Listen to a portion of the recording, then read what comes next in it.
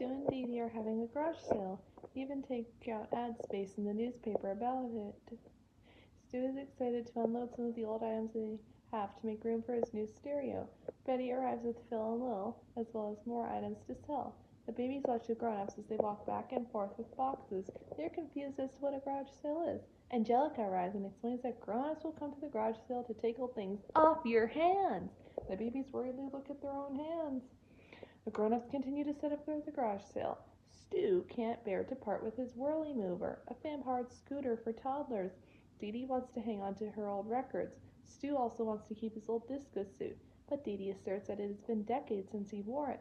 Angelica asks what disco is, and Didi tells her that it happened a long time ago and is never coming back. Once everything is ready, they slowly start to get customers.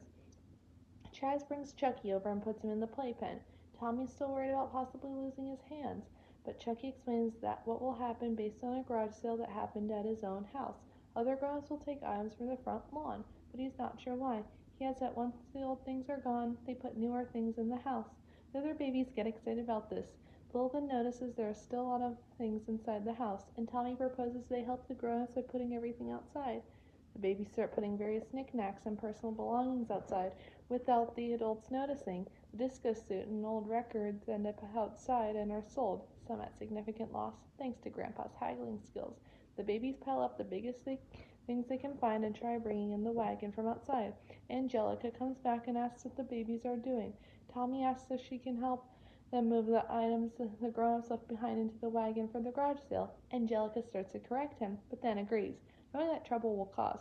After loading the final item, the whirly mover, into the wagon, the babies are ready to bring the pile outside.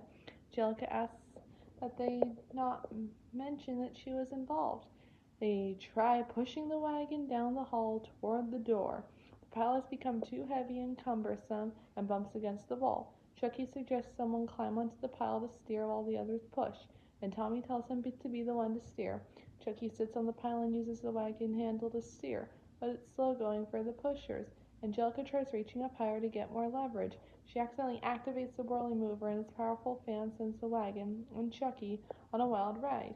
He rides outside, crashing into clothes and boxes, finally coming to a stop on a folded mattress.